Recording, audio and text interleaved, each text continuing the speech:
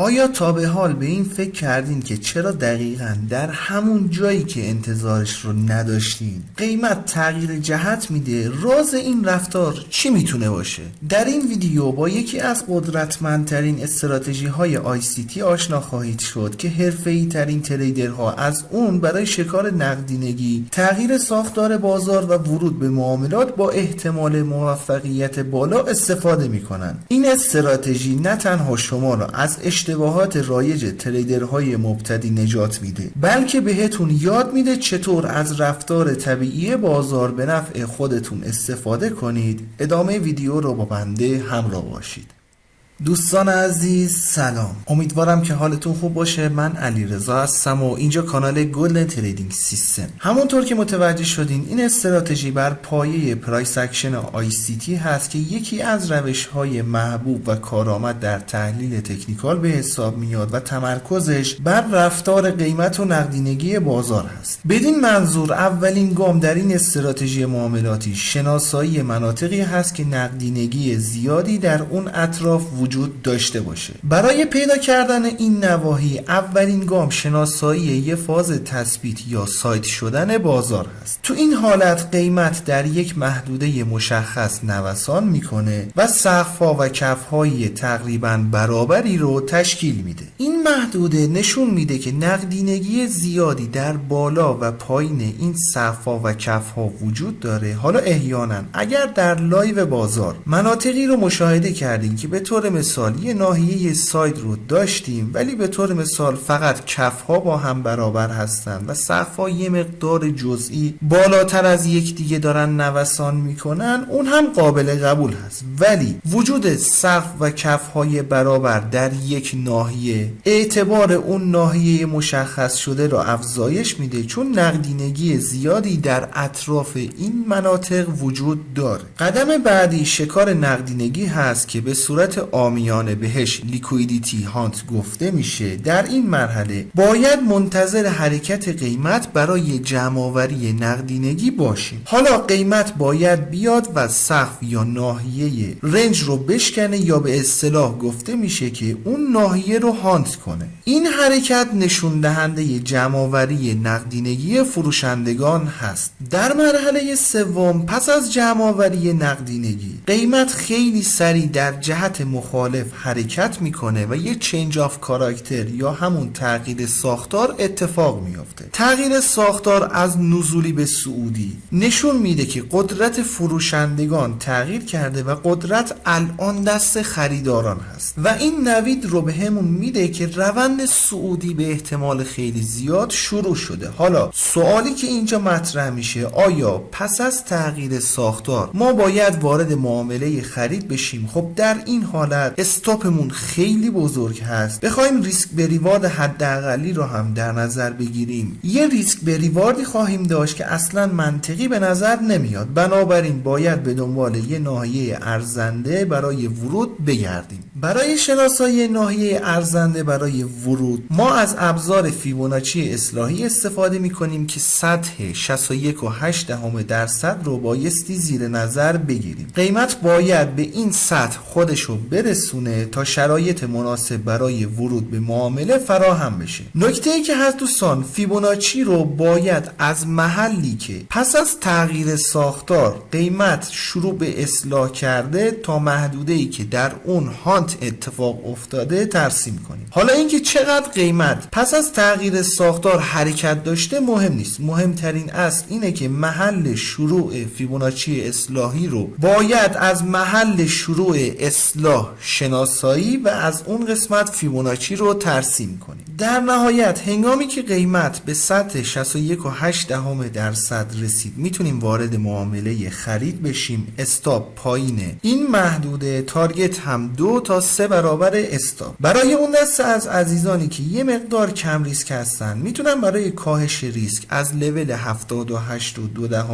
هم استفاده کنن. همیشه دوستان قیمت انقدر سریع تارگت رو تاچ نمیکنه اگه شخص کم ریسکی هستین یا اینکه دیدین مومنت مومنتوم بازار بسیار ضعیف هست، میتونید صبر کنید تا قیمت به لول های پایین تری هم برسه. یا اینکه اگه یه معامله‌گر محافظه‌کاری هستین و نمیخواین به صورت چشم بسته در این لول وارد مارکت بشین، میتونید هنگامی که قیمت به سطوح 61.8 یا 78.2% رسید، اون موقع با الگوهای کندلی یا تاییدیه اندیکاتورها یا هر سبک دیگه استفاده کنید برای ورود به معامله. به فرض مثال اینجا میخواستیم با یه الگوی کندل استیک وارد بشیم، باید با این الگوی مورنینگ استار که باعث شروع این حرکت شده وارد معامله میشدیم. ولی اگه میخواستیم در این قسمت وارد ترید بشیم، باز استاپ بزرگی رو داشتیم، تارگت هم قطعاً بالاتر میرفت. استاپ رو میخواستیم با ورود اینجا در این دره قرار بدیم، اینجوری یه مقدار ریسکمون بالاتر میره، ولی همیشه انقدر قیمت فاصله زیادی رو از محل استاپ نمیگیره. ضمناً ناحیه سایدمون هم همیشه انقدر کوچیک نیست. ورود به معامله دیگه یه امر سلیقه‌ای هست که چند مورد رو در لایو بازار شناسایی کنید، قلقش دستتون میاد. در کل این استراتژی بهتون کمک میکنه تا رفتار نقدینگی بازار رو شناسایی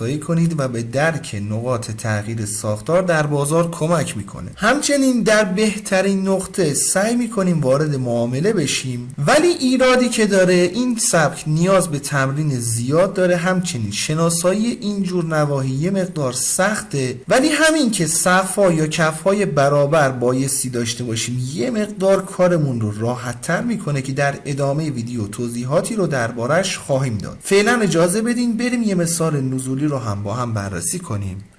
بسیار خوب، مرحله اول همونطور که خدمتتون عرض شد بایستی یه فاز تثبیت یا سایت شدن بازار رو شناسایی کنیم که قیمت در یک محدوده مشخص نوسان میکنه و صف‌ها و کف‌های تقریبا برابری رو تشکیل میده. قدم بعدی شکار نقدینگی هست که بایستی منتظر بمونیم قیمت بیاد و از یه طرف صف یا کف ناحیه رنج رو بشکنه و به اصطلاح اون ناحیه رو هانت کنه. این حرکت نشون دهنده جمع‌آوری نقدینگی خریداران هست. پس از جمع‌آوری نقدینگی قیمت خیلی سریع در جهت مخالف حرکت میکنه و تغییر ساختار اتفاق میافته. تغییر ساختار از صعودی به نزولی نشون میده که قدرت خریدارها الان تغییر کرده و الان قدرت بازار دست فروشندگان است. حالا این نوید رو به همون میده که به احتمال خیلی زیاد روند نزولی شروع شده. در این مرحله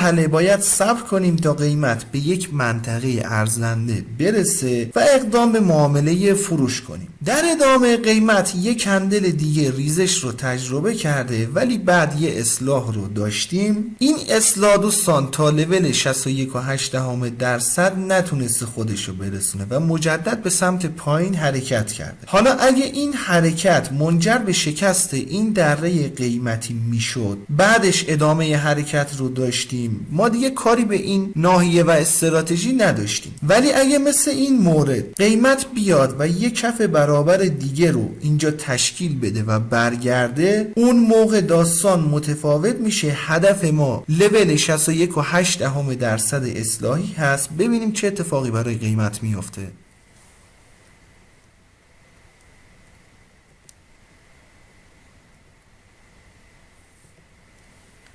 بسیار خوب، قیمت در این کندل به لول 61.8% رسیده و میتونستیم طبق استراتژی معاملاتی وارد معامله فروش بشیم. استاپ بالای این قله و تارگت هم به دلیل اینکه استاپمون نسبت به مثال قبلی بزرگتر هست، همون 2 برابر در نظر بگیریم منطقی تره. خب همونطور که مشاهده میکنید قیمت در ادامه واکنش خوبی به این سطح نشون داده و تارگت دوم هم در این محل تاچ شده. همیشه دوستان اینجور شماتیک و قشنگ اتفاق نمیافته و ممکنه قیمت در این محدوده باقی بمونه و بعدش تارگت تاچ بشه. ممکنه اصلا استاپ زده بشه، بنابراین تحت هر شرایطی استاپ یادتون نره. ضمناً برای اینکه سود یا ضررتون یه عدد مشخص و منطقی در بیاد، پیشنهاد میکنم حتما اکسپرت مدیریت سرمایه استفاده کنید اگه احیانا این صحبت ها براتون گنگ هست. پیشنهاد میکنم حتما ویدیو آموزش اکسپرت مدیریت سرمایه که لینکش رو براتون در قسمت توضیحات ویدیو قرار میدم رو پس از پایان این ویدیو حتما تماشا کنید. قبل از اینکه بخوایم به ایرادات و نحوه حل اون بپردازیم، میخوام ازتون درخواست کنم که اگر فکر میکنید استراتژی یا ویدیو مناسب هست، لطفاً ویدیو رو لایک و با دوستانتون به اشتراک بذارین. اگرم به این سبک ویدیوها علاقه دارین، پیشنهاد میکنم کانال خودتون، کانال گلدن تریدینگ سیستم رو سابسکرایب کنید و علامت زنگوله رو هم بزنید تا به محض انتشار ویدیوی جدید بهتون اطلاع داده بشه.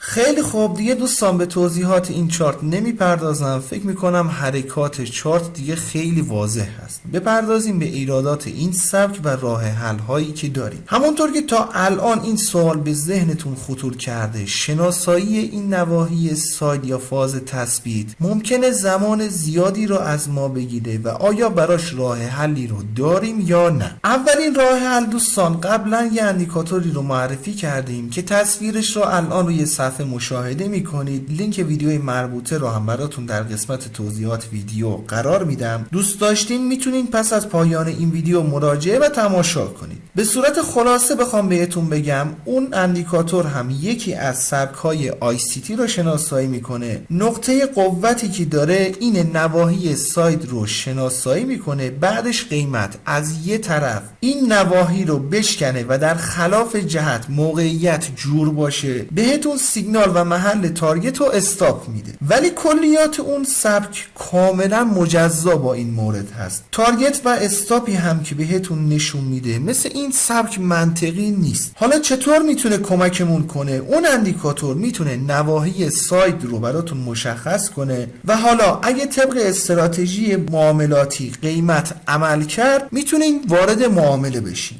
مورد بعدی، اگه یه مقدار کندل شناسی بلد باشیم و با توجه به اینکه در این نواحی نیاز هست یه سقف یا کف برابر داشته باشیم، الگویی مثل تویزر تاپس یا باتم میتونه برامون این کار رو انجام بده و کارمون رو راحت تر کنه. یعنی اینکه در تایم های بالا الگوی تویزر تاپس اند باتم رو داشته باشیم، 2-3 تا تایم بیایم پایینتر، در 80% مواقع یه سقف یا کف برابر رو مشاهده میکنیم. بنابراین در تایم بالا الگوی کندلی مشاهده میشه، مراجعه میکنید به تایم پایین. اگه یه فاز تثبیت مشاهده کردین، میتونید منتظر واکنش قیمت بمونید. حالا اگه با این الگوی کندلی آشنا نیستین، پیشنهاد میکنم ویدیوی شماره 10 از دوره جامع الگوهای کندل استیک که لینک ویدیو رو براتون در بالا و در قسمت توضیحات ویدیو قرار میدم رو تماشا کنید. الگویی مثل هارامی هم میتونه بهتون کمک کنه برای شناسایی سریعتر نواحی.